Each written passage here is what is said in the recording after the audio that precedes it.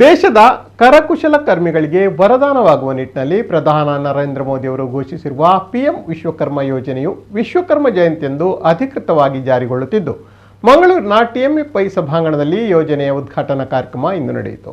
ಸಭಾ ಕಾರ್ಯಕ್ರಮಕ್ಕೂ ಮುನ್ನ ಅವರು ಕರಕುಶಲಕರ್ಮಿಗಳು ತಯಾರಿಸಿದ ಪರಿಕರಗಳನ್ನು ಕಂಡು ಮೆಚ್ಚುಗೆಯನ್ನು ವ್ಯಕ್ತಪಡಿಸಿದರು. ಅಲ್ಲಿನ ಕಾರ್ಮಿಕರಿಂದ ಮಾಹಿತಿಗಳನ್ನು ಪಡೆದುಕೊಂಡರು. ಬಳಿಕ ಸಭಾ ಕಾರ್ಯಕ್ರಮ ನಡೆಯಿತು. ವಿಶ್ವಕರ್ಮ ಭಾವಚಿತ್ರಕ್ಕೆ ಪುಷ್ಪಾರ್ಚನೆ ಮಾಡಿದ ಬಳಿಕ ಅವರು ದೀಪ ಬೆಳಗಿಸಿ ಕಾರ್ಯಕ್ರಮಕ್ಕೆ ಚಾಲನೆ ನೀಡಿದರು.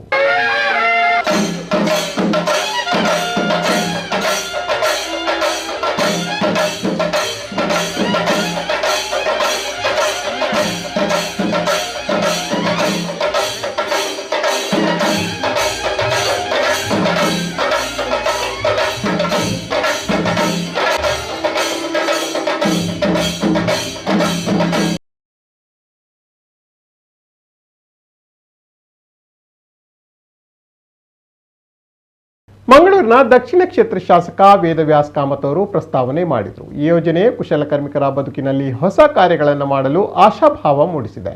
ಇದು ದೊಡ್ಡ ರೀತಿಯ ಕೊಡುಗೆ ಭಾರತದ ಇತಿಹಾಸದಲ್ಲೇ ಗುರುತಿಸಲ್ಪಡಲಿದೆ.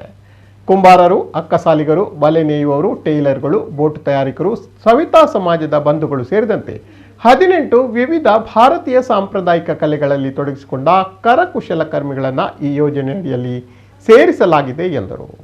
ಇವತ್ತು ಬಹಳ ಸಂತೋಷ. ಇದ್ರ ಬಗ್ಗೆ ಎಲ್ಲ ವಿಚಾರಗಳು ಗೌರವಾನ್ವಿತ ಮಂತ್ರಿಗಳು ಹೇಳಲಿಕ್ಕಿದ್ದಾರೆ.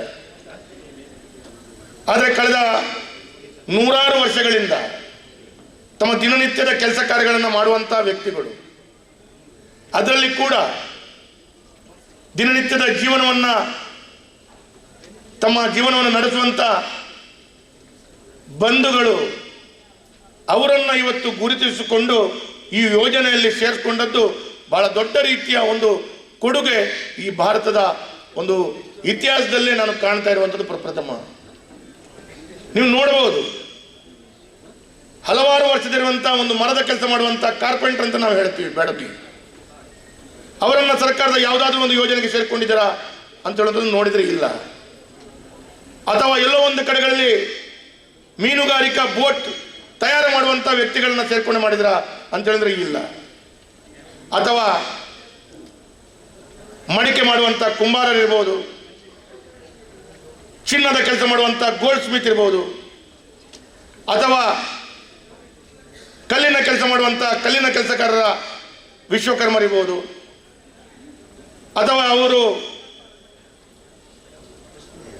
ಕಬ್ಬಿಣದ ಕೆಲಸ ಮಾಡುವಂಥ ವಿಶ್ವಕರ್ಮರಿರ್ಬೋದು,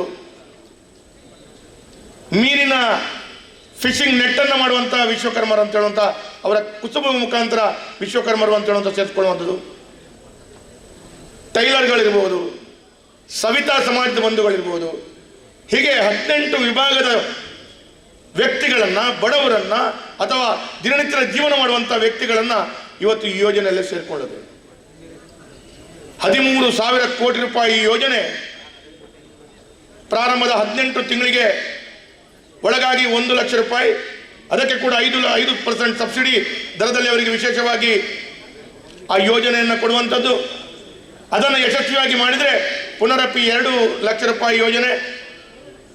ಈ ವಿಶೇಷವಾದಂಥ ಯೋಜನೆ ಇವತ್ತು ಮಂಗಳೂರಿನಲ್ಲಿ ಅನುಷ್ಠಾನ ಮಾಡಲಿಕ್ಕೆ ಬಂದಂಥ ಈ ಹಿಂದೆ ಸಾಗರ ಪರಿಕ್ರಮದ ಕಾರ್ಯಕ್ರಮವನ್ನು ಇಡೀ ಭಾರತದ ಕರಾವಳಿ ಭಾಗದಲ್ಲಿ ಯಶಸ್ವಿಯಾಗಿ ಅನುಷ್ಠಾನ ಮಾಡಿದಂಥ ಗೌರವಾನ್ವಿತ ಮಂತ್ರಿಗಳು ಈ ಕಾರ್ಯಕ್ರಮದ ಉದ್ಘಾಟನೆಗೆ ಮಂಗಳೂರಿಗೆ ಬಂದಿದ್ದಾರೆ.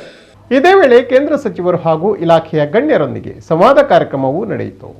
ನಮ್ಮ ವಿಶ್ವಕರ್ಮರು ಅನೇಕ ಶತಮಾನಗಳಿಂದ ಈ ಪಂಚಕಸಬುಗಳನ್ನು ಎಲ್ಲ ತಲೆತಲಾಂತರಗಳಿಂದ ಗುರು ಶಿಷ್ಯ ಪರಂಪರೆಯ ಮೂಲಕ ಕಲಿತುಕೊಂಡು ಬಂದು ದೊಡ್ಡ ಮಟ್ಟದ ಕೊಡುಗೆಯನ್ನು ಇಡೀ ವಿಶ್ವಕ್ಕೆ ಕೊಟ್ಟಂಥ ಸಮುದಾಯ ಅಂತ ಹೇಳಿದ್ರೆ ನಮ್ಮ ವಿಶ್ವಕರ್ಮ ಸಮುದಾಯ. ಈ ಕಲೆಗಳಿಂದಲೇ ದೇಶಕ್ಕೆ ಒಂದು ದೊಡ್ಡ ಹೆಸರು ಬಂದಿದೆ ಅಂತ ಹೇಳಿ ನಾವು ತುಂಬ ಸಂತೋಷದಿಂದ ಹೇಳಲಿಕ್ಕೆ ಇಚ್ಛೆ ಪಡ್ತೇನೆ. ಆದರೆ ಈ ಕಲೆ ಶ್ರೀಮಂತ ಕಲೆ, ಆದರೆ ಕಲೆಗಾರರ ಪರಿಸ್ಥಿತಿ ಮಾತ್ರ ತುಂಬ ಕಷ್ಟದಲ್ಲಿದೆ. ಯಾಕೆಂತ ಹೇಳಿದರೆ ಯಾವುದೇ ರೀತಿಯ ಪ್ರೋತ್ಸಾಹಗಳು ಈ ಕುಶಲಕರ್ಮಿಗಳಿಗೆ ಸಿಗದೇ ಇದ್ದದ್ರಿಂದ ಈ ಎಲ್ಲ ಕೌಶಲ್ಯಪೂರ್ಣ ಸಾಂಪ್ರದಾಯಿಕ ಕುಲಕಸುಬುಗಳು ನಶಿಸುವ ಹಂತದಲ್ಲಿ ಇದೆ. हर नागरिक याद करते हैं ये मुझे कैसा लगेगा, ऐसा उत्तम काम करने वाले को अब भारत सरकार के साथ जोड़ने का मोदी जी ने निर्णय लिया है। आपको क्या लगता है? विश्वकर्मा योजना देने का जो निर्णय किया है, आपको जानकारी मिली है और जानकारी मिलने के बाद आपको कैसा लग रहा है? ಕೊಲಾಟ್ರಲ್ ಸೆಕ್ಯೂರಿಟಿ ಇಲ್ಲದೆ ಲೋನ್ ಕೊಡುವಂಥ ವ್ಯವಸ್ಥೆ ಇದುವರೆಗೂ ಆಗಿಲ್ಲ.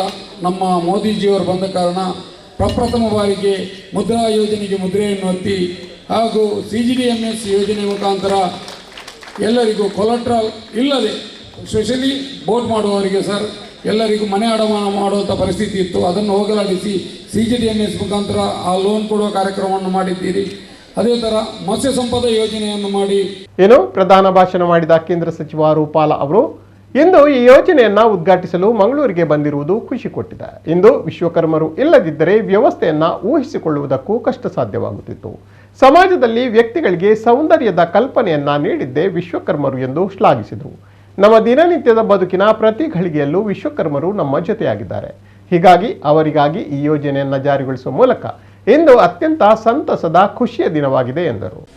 भगवान विश्वकर्मा जी के सीधे प्रतिनिधि जो हमारी सारी सृष्टि को खूबसूरत बना रहे थे, मगर शासन की व्यवस्था अपनी अपनी होती है, ऐसे समुदाय को अभी तक शासन के साथ जोड़ने का कोई मौका नहीं मिला था। प्रधानमंत्री नरेंद्र मोदी जी के दिमाग में ये आ गया और उन्होंने आज PM विश्वकर्मा योजना लॉन्च करके ऐसे 18 समुदायों को भारत सरकार के साथ जोड़ने का काम कर दिया। आप तो अपना काम अपने आप ही कर रहे थे। अभी हमारे बोट मेकर भाई बोल रहे थे कि हमने तो कभी सोचा भी नहीं था कि ये सरकार वाले कभी हमारा नाम लेंगे भी या नहीं लेंगे। हमारे यहाँ वो बोल रहे थे, तभी मुझे ये लग रहा था कि बात तो सही है। ये मैं भी ये बटन पहन के निकलता हूँ, मगर ये गोल्ड स्मिथ का काम है, इसका स्मरण हमको नहीं होता है। हमारा कुर्ता पैजामा कैसा लगता है वो हम 10 लोगों को पूछते हैं, मगर वो हमारे टेलर को कभी हम धन्यवाद नहीं कहते हैं। ऐसे सभी लोगों को भारत सरकार ने योजना बनाकर राष्ट्र के विकास के साथ जोड़ने का, आरंभ करने का आज दिवस लिया है। और मुझे बताते हुए बहुत बड़ी खुशी हो रही है कि विश्वकर्मा जी का ये प्रागट्य दिवस भी है और हमारे प्रधानमंत्री जी का भी प्रागट्य दिवस है। आज योग है, मोदी जी का भी जन्मदिन है, तो विश्वकर्मा प्रभु के आशीर्वाद प्रधानमंत्री श्री मोदी जी के ऊपर रहे, ऐसी विश्वकर्मा समुदाय की ओर से मैं विश्वकर्मा जी के चरणों में प्रार्थना भी करता हूं। साथियों, मेहनत से रोजी रोटी कमाना पहला धर्म इन लोगों का। विश्वकर्मा समुदाय का काम देखो आप। ವೇದಿಕೆಯಲ್ಲಿ ರಾಜ್ಯ ಮೀನುಗಾರಿಕೆ ಸಚಿವ ಮಾಂಕಾಳು ವೈದ್ಯ, ಉತ್ತರ ಕ್ಷೇತ್ರ ಶಾಸಕ ಭರತ್ ಶೆಟ್ಟಿ, ಮಂಗಳೂರು ಮೇಯರ್ ಸುಧೀರ್ ಶೆಟ್ಟಿ ಕಣ್ಣೂರು, ಮಾಜಿ ಸಚಿವ ಕೋಟ ಶ್ರೀನಿವಾಸ್ ಪೂಜಾರಿ, ದಕ್ಷಿಣ ಕನ್ನಡ ಜಿಲ್ಲಾಧಿಕಾರಿ ಮುಲ್ಲೈ ಮುಹಿಲನ್, ಭಾರತ ಸರ್ಕಾರದ ಮರೈನ್ ಫಿಶರೀಸ್ ಜಂಟಿ ಕಾರ್ಯದರ್ಶಿ ನೀತು ಕುಮಾರಿ ಪ್ರಸಾದ್, ನ್ಯಾಷನಲ್ ಫಿಶರೀಸ್ ಡೆವಲಪ್ಮೆಂಟ್ ಬೋರ್ಡ್ನ ಚೀಫ್ ಎಕ್ಸಿಕ್ಯೂಟಿವ್ ಡಾಕ್ಟರ್ LN ಮೂರ್ತಿ, ರಾಜ್ಯ ಸರ್ಕಾರದ ಮೀನುಗಾರಿಕಾ ಇಲಾಖೆ ನಿರ್ದೇಶಕ ದಿನೇಶ್ ಕುಮಾರ್ ಕಲ್ಲೇರ್ ಮೊದಲಾದವರು ಉಪಸ್ಥಿತರಿದ್ದರು.